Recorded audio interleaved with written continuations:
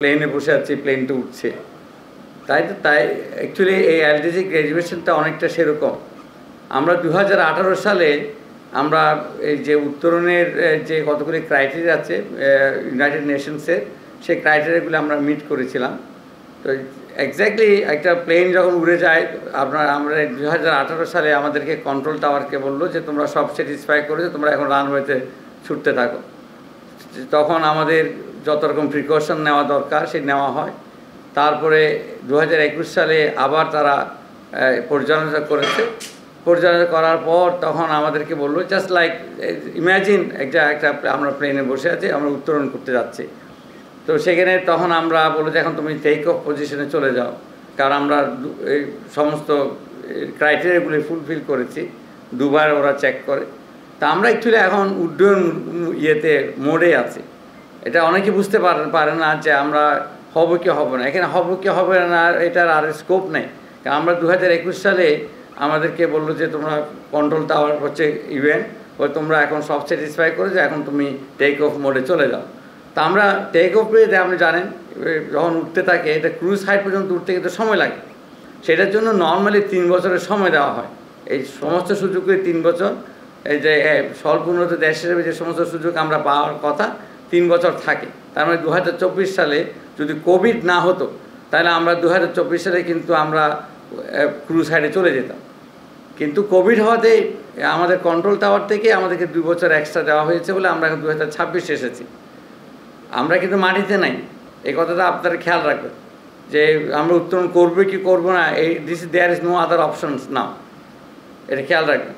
তো সেখানে আমরা যখন এখন আমরা আজকে যে মিটিংটা হলো, সেখানে আমরা আমাদের প্রস্তুতি, আমাদের সিট বেল্ট ঠিক আছে কিনা, আমাদের অন্যান্য এই যে ফুয়েল মিটার ঠিক আছে কিনা, র্যাডারটা ঠিক মতো চলছে কিনা, অক্সিজেন মাস্কটা ঠিক মতো কাজ করবে কিনা, এগুলি নিয়ে আমরা আজকে পুঙ্খানুপুঙ্খানু আমরা আলোচনা করেছি এবং কিছু আমরা আইডেন্টিফাই করেছি কোন কোন জিনিসে আমরা শক্ত অবস্থায় আছি, কোন কোন জিনিসে আমরা আরও শক্ত হতে হবে, এগুলি আমরা আজকে পর্যালোচনা করেছি।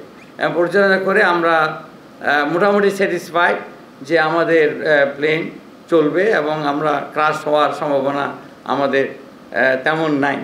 আমরা ক্রুজ সাইডে ইনশাল্লাহ উঠে যেতে পারবো 2026-এ, এবং 2026 যদি আমরা ক্রুজ সাইডে চলে যাই, তখন আমরা চিন্তা করেন প্লেন ক্রুজ সাইডে গেলেও পাইলট বলতে থাকেন ক্যাপ্টেন যে আপনার সিট বেল্ট পরে থাকেন, প্রয়োজন না হলে খুলবেন না, কারণ যে কোনো সময় একটা এয়ার পকেট ওটা আসতে পারে। এই জন্য আমরা প্রিকশনারি মেজার নিতে হয়, সেফটি নেট। সেখানে আমরা যে আমাদের যে এমপ্লয়মেন্টের উপর যে চাপ আসতে পারে, তারপরে আমাদের প্রাইভেট সেক্টরের উপর চাপ আসতে পারে, যে সমস্ত কোন কোন জায়গায় আমাদের প্রিকশন নেওয়া দরকার, সেগুলো নিয়েও আমরা আলোচনা করেছি। আমরা আমাদের যে নীতিমালা, সেই নীতিমালার মধ্যে আমরা যেটা করব, সেটা যেন আমাদের সব প্রকার দুর্যোগ, সম্ভাব্য দুর্যোগ যেগুলো হতে পারে, সেগুলো আমরা লিস্টেড করেছি। আমরা সেইভাবে প্রিপারেশন থাকবো ইনশাল্লাহ। তো সেইটাই, এবং আমরা একটা উচ্চ পর্যায়ে কমিটি হচ্ছে, সেই কমিটি সার্বক্ষণিকভাবে এটাকে মনিটর করবে, সার্বক্ষণিক মনিটর, এবং এটা ডেডিকেটেড ওয়েতে থাকবে। এদের আর কোনো কাজ নাই।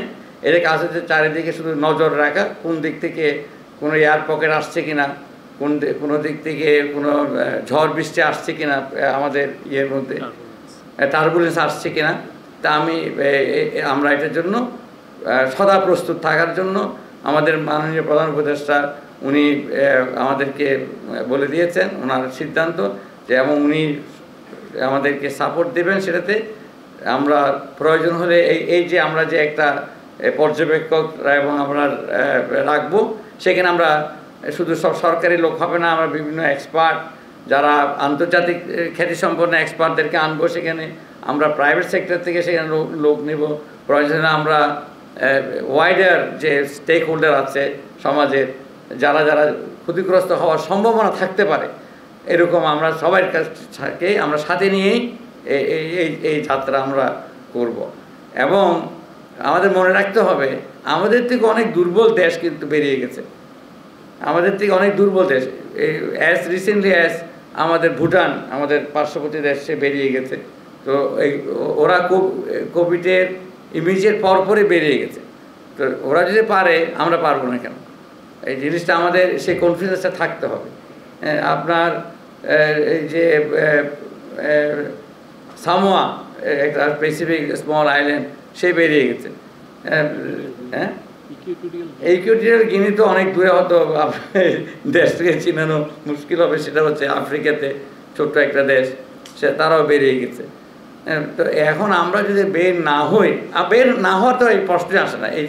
এটা আসলে ইজ এ রং কনসেপ্ট যে আমরা বের হতে চাই না। আমরা অলরেডি, আমি এই উত্তরণ আমি আপনাকে যে একটা প্লেনের টেক অফের এক্সাম্পল দিয়ে বললাম, আমাদের ওই ফিরে আসা মাঝপথে গিয়ে যে আমরা অ্যাভয়েড করব যে না আমাদের এনাফ ফুয়েল নাই, কিংবা একটা আমাদের ইঞ্জিন একটা সত্যি নষ্ট হয়ে গেছে, আমরা এগুলো আজকে চেক করেছি।